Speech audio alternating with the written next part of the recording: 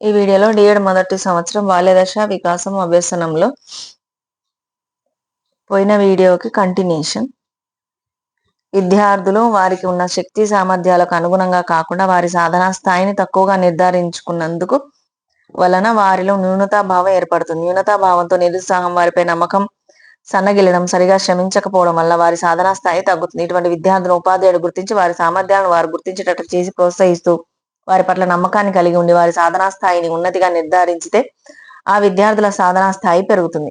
విద్యార్థులు వారికి ఉన్న శక్తి సామర్థ్యాలకు అనుగుణంగా కాకుండా వారి స్థాయిని మరి ఎక్కువగా నిర్ధారించుకున్న వారు అతి విశ్వాసం వలన సరిగా శ్రమించక సాధనా స్థాయి తక్కువగా ఉంటుంది. ఇలాంటి విద్యార్థులకు ఉపాధ్యాయుడు అతి విశ్వాసం వలన కలిగే నష్టాన్ని తెలియపరిచి అతి విశ్వాసం లేకుండా తగినంతగా శ్రమ పడేటట్లు చేస్తే విద్యార్థుల సాధన మెరుగ్గా ఉంటుంది.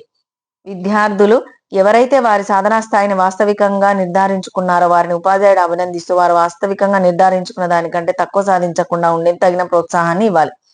ఉపాధ్యాయుల అపేక్ష వారు బోధించే సబ్జెక్టులకే పరిమితమైతే దాని ప్రభావం అంతవరకే ఉంటుంది. ఒకవేళ వారి అపేక్ష పాఠశాల అభివృద్ధి సాధించే దిశగా ఉంటే ఆ పాఠశాల అభివృద్ధి సాధిస్తుంది. ఇక్కడ పాఠశాల అభివృద్ధి అంటే విద్యార్థుల మార్కుల సాధనతో పాటు వారు శారీరకంగా, మానసికంగా, సాంఘికంగా, ఉద్వేగాత్మకంగా, నైపుణ్యాత్మకంగా వృద్ధి సాధించడం. పిల్లల తల్లిదండ్రులను పాఠశాల కార్యక్రమాల్లో భాగస్వాములను చేయడం, వారిని చైతన్యపరచడం, స్థానిక సమాజమును పాఠశాల కార్యక్రమాల్లో భాగస్వామ్యం చేయడంతో పాటు వారి అభ్యసన అవసరాలను తీర్చడం, పాఠశాలతో సంబంధం ఉన్న వారితో సత్సంబంధాలు నెలకొల్పుకోవడం మొదలగునవన్నీ వస్తాయి. కాబట్టి ఉపాధ్యాయుల అపేక్షలు సమగ్రంగా ఉండి దానికి తగిన కార్యాచరణ ప్రణాళిక తయారు చేసుకుని అమలు పరిస్తే పాఠశాల అభివృద్ధి సాధ్యమవుతుంది. ఉపాధ్యాయుల అపేక్షలు ఉన్నతంగా ఉండాలి, కానీ అత్యాశతో అవాస్తవికమైనవిగా ఉండకూడదు. అత్యాశతో ఉంటే పాఠశాల వాటిని సాధించలేకపోగా పిల్లల మీద అనవసరపు ఒత్తిడిని పెంచుతుంది. బడి బయట పిల్లలు. భారతదేశంలో అందరికీ విద్యకై అనేక పథకాలు ప్రవేశపెట్టినారు.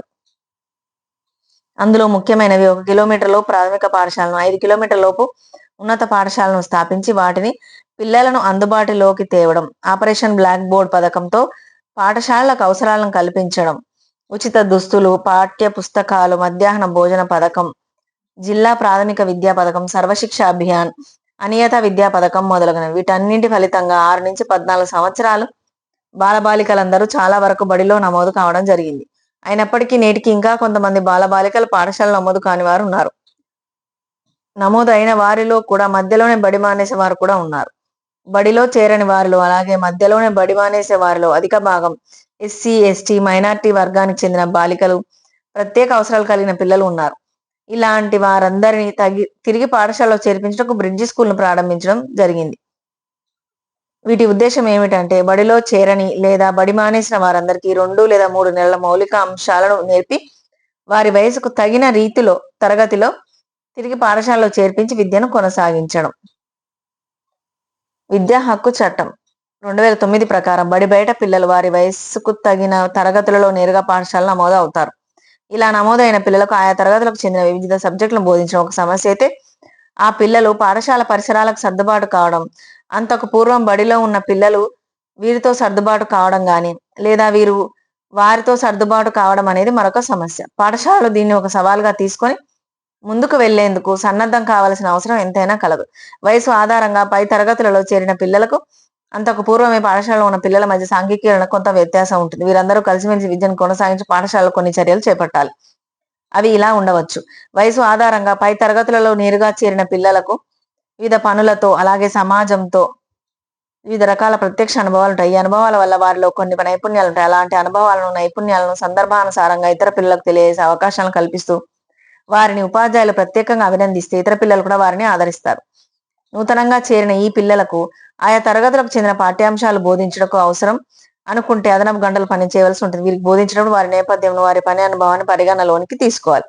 వీరికి ప్రత్యేకంగా బోధించడమే కాక అంతకు పూర్వం పాఠశాలలో ఉన్న విద్యార్థులందరితో కలుపుతూ బోధించవలసి ఉంటుంది. ఇలా బోధించే క్రమంలో సహకార అభ్యాసం, సహచర్య అభ్యసన పద్ధతులను వినియోగించాలి. పాఠ్యాంశ బోధనకు అనుకూలంగా హారిజాంటల్, వర్టికల్ సమూహాలను ఏర్పాటు చేయాలి. మరొక వీడియోలో మళ్ళీ కలుసుకుందాం.